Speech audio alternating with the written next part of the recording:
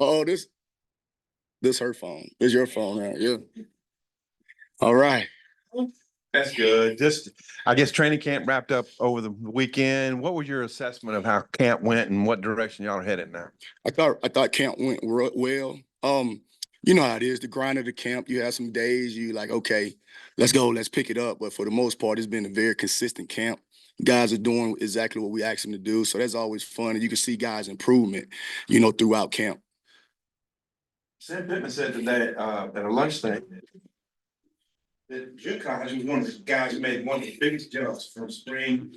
Sorry too, but from spring till now. Can you maybe speak to what he's done in Sorry? Yeah, so Anton he's on the field. You could just see when he first got here, we have a lot of defense. So him just learning, the defense and the expectations of Coach Adams and different things like that. And that's what he said. He said, man, it was just so much more defense and so much faster than what he was used to. And now that he has the defense down and he has the speed of the game down, you could really see his talent out there. So you could really see the progress with him. Sorry, same way. Sorry wasn't really the speed of the game because he came from another SEC school. It was just him learning the system. Now he's just comfortable in what we're calling, and now you can really see his athletic ability because he's not thinking a lot.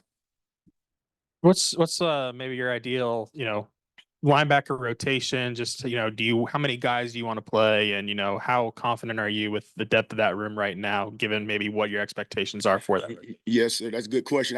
I would love to play all of them, and I got a lot of them in there. But if we can get 4 to 5 and we can just be rotating, I tell the guys a story all the time because I watch the women's basketball, college basketball a lot, and I just saw like Dawn Staley at the University of South Carolina, they women's basketball, where she was just throwing just a new five out there and just keeping them fresh. And we know how great Caitlin Clark is, but the team got wore down. So just being able to sub and being able to keep the guys fresh. So I just want to put all the guys now. They got to earn the right to be out there. But if we can get 4 or 5 guys and continue to rotate them, the days of like when I played linebacker, I didn't want to lead the field. And those guys don't want to lead the field now. But if you're playing 90 snaps, 85, 90 snaps, like you're gonna have 40 of them. Like if you run into the ball like your life depending on it, 30 of them gonna be one of them, not as fast as you want them to be. But if you get 40 just straight, just unbelievable effort, then now the scouts are looking at that. Okay, they don't care if you play 100 snaps. They want to see those 30 or 40 just unbelievable snaps. So the guys are buying into that, just being fresh, playing special teams and 30 to 40 snaps, but 45 guys, to answer your question. The cornerback, spot, we got a lot. You have a lot of competition there. What have you seen from maybe, the 3 guys that weren't exactly the starters last year, Keon, Jaheim, and Cuddy, and Cuddy specifically, his personality, how beneficial can that be for a defense to have a guy like that, a little bit of swagger? Oh man, love his personality. He has a swag, he has that confidence. He's the type of guy, he's mentally tough now. Like he is mentally tough and he loves ball. He's running around and that's the thing with any position. It really doesn't matter how talented you are. It matters. But if you don't have this, it doesn't help you. So his mental toughness and the way he go about his business is really fun to watch. And it's a good competition, And this what I tell the guys, this is what everybody understand. The whole days of the first 11 out there, you could be the first person running out there and get 20 snaps and be the person that's coming off the bench that's getting 50 snaps. So the days of that is, so I tell the guys all the time, if we put you out there, you're a starter. So it's not these charity reps. Like we put you out there, you're a starter. That means you earn the right to be out there and playing for the Hogs. So, you could be the first person running out there, or you could go out there the second series. But just having pride when you're out there. But those guys are competing and we need all of them. Like you got to play 3, 4, 5 corners just because of the way the league is, and we asking our guys to play in special teams as well. So just having those guys with fresh legs is always a good deal. Coach, how close is TJ Metcalf to maybe starting or getting extensive playing time? TJ is a guy I think probably one of the guys who made the biggest jump. To be honest with you, and we see him as a starter. He's gonna play. He's gonna play a lot. He earned that right. You watch him work his tail off on the off season. You watch him while we at practice working his tail off as well. So he earned that right to go out there and play. You know, like I said, starter or coming off the bench. I don't really, man. If you're playing, you're a star. That means I trust you with with my with the paycheck, right? I'm putting my house note on you if you play on that field.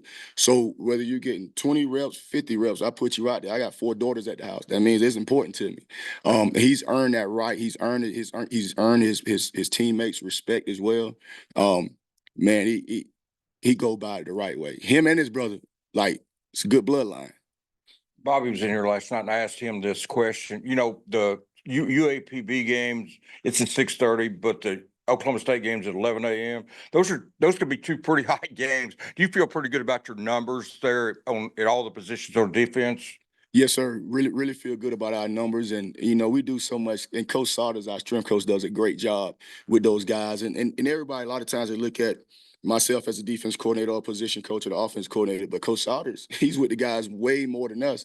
And that work that they put in during the summer, like, they do a unbelievable job. It was really good seeing them come to fall camp.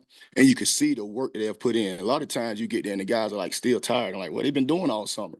Not with Coach Saunders. Like, those guys was ready to roll, and he and his staff do a great job. Coach, going back to the linebackers, Bradley Shaw being a freshman that got here over the summer.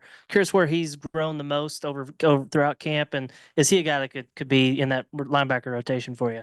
Yeah, he's a special talent. He can play. He can play. He's his football IQ is just out of this roof. You can tell at his high school they done a great job with him. Like I said, he doesn't say a word. When he's on that football field, he's a different type of person. But he could play all different positions. For him to be a freshman and us moving him in different positions, and so he could play both the money and the MAC and different things like that. I mean, he has a bright future. He's gonna be a guy. He'll play. He'll play.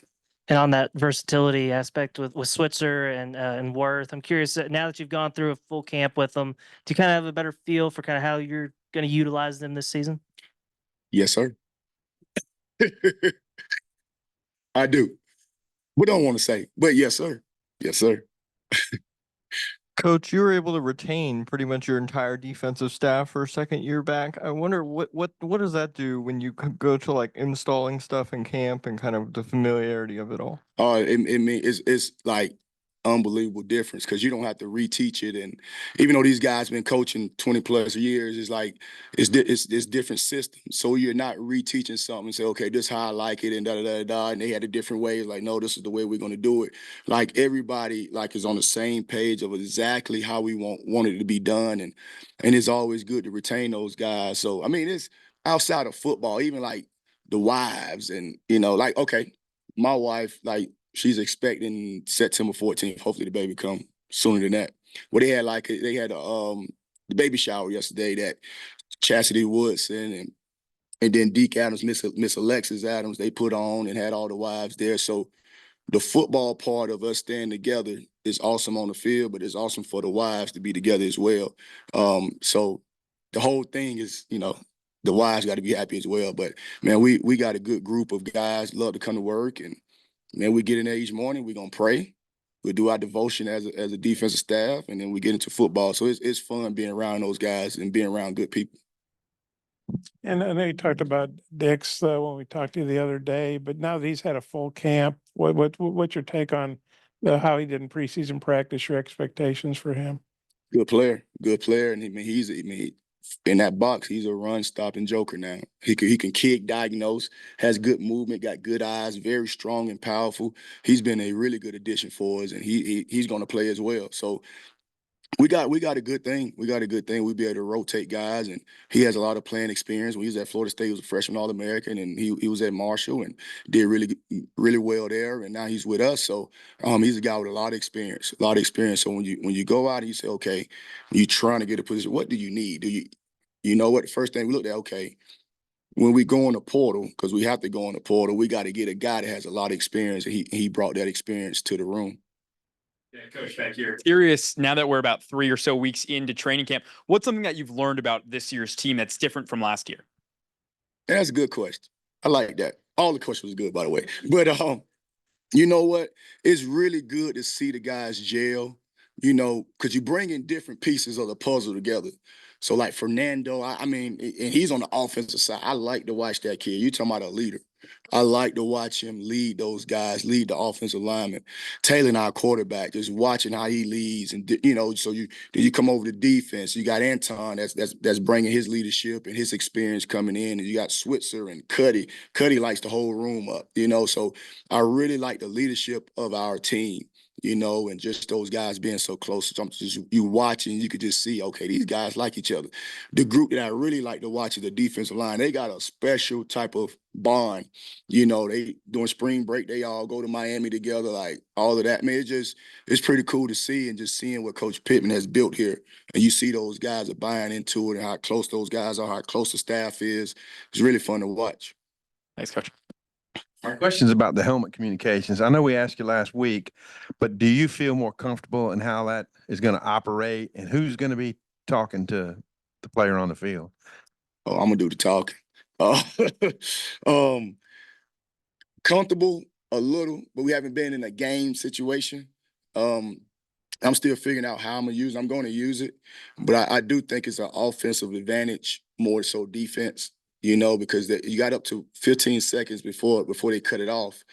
And now, like I said, the offensive coordinators, they can sit there and look at your coverage and say, okay, throw it to this person, or they in this, run this. But for us, if you're using it a lot, most teams they're just gonna go fast. Because it's hard for you to talk to one guy in the mic and he talked to 11 other people, and it's going warp speed fast. So it's going to be team to team depending on, you know, who we're facing. If it's one of those fast paced teams that's tempo, then you probably won't use it a lot. If it's one of those teams where they do a lot of check with me from the sideline, then you'll be able to talk to them. But we looked at out of the 12 or so games, I think 9 of the teams are like tempo. So really, you got to have a way of just hiding your signals and a way of signaling, and then do some pre-snap, just disguise and then move post-snap. Because if you don't, if you just sit there, the offensive coordinator, they're gonna see what you're in, and they're gonna just talk to the quarterback, and they're playing college football, NCAA, what is 25 video game, and they're just playing that. So just got to get used to it. Not used to it yet, but I kind of got to answer on kind of how we're going to operate. You guys are transitioning into the UAPB prep very soon. Can you say anything that you know about what you're going to face? Not yet, be honest with you. We've been watching them. Very well coached. I know the head coach really well. A really, really good guy. Offensive coordinator came from Grambling. I watched a lot of Grambling's film, and I watched them versus LSU and different teams. And I mean, they very well coached, and they do some things that's like that you got to work for, and you just can't get caught off guard. But from what I've been watching them now, I've watched them during the summer, and I've been peeking at them. But as far as the game plan, we haven't got into that. I'm trying to figure out who's gonna be the guys that play for us. But we'll definitely get into that soon. Sam and Bobby have also said that they think it's an advantage for the offense, the headsets and everything. I mean, this is probably a dumb question, but do you think like scoring will be up across the country this year because of it? Like, is that's a likely scenario? Great question. Talk to the defensive staff. I really do. I think that's gonna happen. Hopefully not on the Hogs, but I think scores gonna go up. But then I think with the iPads, see, a lot of people talking about this helmet deal. It's the iPads on the sideline. So you're able to have the iPads on the sideline like high school. So each drive, right, you can look and say, oh, this is what they're running. This is what they're in, right? So the checks are going to be, the corrections are going to be a lot better, because you say, oh man, where that ball hit? Who? Well, I think it was the D line. I think it was the line. It was a lot of I think. Then Sunday comes like, shoot, it wasn't that person. It was this person. Well, you're going to have the iPads now, and you'll be able to see it. So I do think defenses and offenses as well at halftime, you're going to have a plan to do some different stuff, because whatever you're doing in the first half, they're going to go, because you can take the iPads into halftime as well. Whatever you're doing in the first half, they go up there and they say, okay, they're doing this. And this is this blitz, and this is this. This is what they're running, and coming out, they're gonna come out here and have a plan for it. So it's gonna be a lot of different stuff, just in college football, period. But we got to get ready for that. Are there any benefits to it for the defensive side of the ball? Like maybe For the mic or for the iPad? But I guess mainly the mic, but I mean, if not both, I guess. I mean, it is for the mic when you got teams that are slowing down, and you could kind of see it, and you could talk to whoever you're gonna put the mic on. When they're checking, you can go ahead and check, because usually when they check, you'll check or you'll stand to the same call where you could just talk to the guy in the mic and say, okay, check to this call. I think that's a benefit there. You could make so many different ways of like hiding your signals. You can go wristband, and then you tell the guy on the mic, wristband 88. Wristband 88. They look down real quick. So it's just the game is really hiding your signals more than anything. How are you going to signal? How are you going to do from the other team not to see it? And it's it's legal for them to do it. So it's not one of them Michigan type deals. Like if you look over there and they see your signal and you're crazy enough not to change your signal, then that's on you, right? So you got to have a plan of hiding your signals. And then the iPad part of it, it's an advantage for offense and defense. See what they're in. Oh, this is how they running the power. This is how they blocked it. Oh, this is the passing scheme they're doing. So, and then they're gonna look and say, oh, this is what they running in. They in cover 3, or they in quarters, or they bringing a blitz from the field. This is how we got to block it. So I think it's advantage both ways. Coach, I just double checked your resume. You've been on both sides of this FBS versus FCS kind of matchup. I'm curious from your perspective, what's it like going into a matchup like that from an FCS perspective, and just kind of what's your overall take of those kind of matchups? I mean, it's really one of those deals where you got to understand that you're going to get their best shot. I mean, it's their Super Bowl, and you got to respect all of your opponents. So I really think no matter what level it is, if you go in with respecting your opponents and you respect them by playing the hardest you can play, no matter if it's FCS, FBS, whatever it is, you respect them and you respect the game by playing as hard as you can play. So that's always the message whether I'm on this side or if I'm on the FCS side, like you go out there and you represent the name on your jersey, the front of your jersey and the back of your jersey, and respect the game by playing hard. Coach Petrino said yesterday that this sign, like trying to get signs, has been going on a long time. Do you have any funny stories or I guess I don't know. What's your take on how much time do coaching staff spend on trying to interpret what's happening over on that other sideline? Oh, a lot. Like it's so funny. You'll be shocked. During the week, I know offense all around the country. They're gonna get the TV copy, and they looking at the signals. Yeah, just one person. That's your only job. Look at the signals. And then boom, oh, we can't get the defensive signals. Okay, well, let's see what the defensive players are signaling. Then they'll try to get it that way. So they got different ways. I remember we played Louisville, and he was really good. And I saw the TV copy, and I could just see the whole time he's just like this, just watching. And in halftime, they got the signals. So we played him the next year. I was at UCF. We played him that next year, and I got his contact, and I called him. Like, hey, man, I need to. And he sent me the whole thing. And he said, this is what we had. And it was like 80% correct.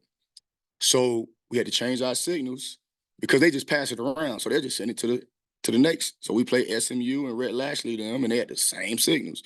I wasn't mad that he sent it around. I would have been mad if we didn't change it. So it's huge, like just signals, and it's perfectly legal. I know teams right now that have 2 guys on the field because you usually have them in the box. So all the times you see a lot of these teams behind the actual team, they pull out these big curtains behind it. If it wasn't important, they wouldn't be doing it. 80% of the teams in America, when they signal, they pull out the big curtain behind so the guys in the press box can't get them. Well, they done smarten up. They done put them on the field. So they got 2 guys and they just sit here and try to get it. So you got to have ways of hiding your signals, So you can always know, like, when a play happened, you go, hey, man, they got our signals. Because it's just like the perfect play. You just know. All over college football. So that's not, it's nothing new. It's not one of those deals where it's like unethical or something like that. Like, they do it. If you're crazy enough to keep the same signals, that's on you. So. Coach, appreciate it. Appreciate you guys.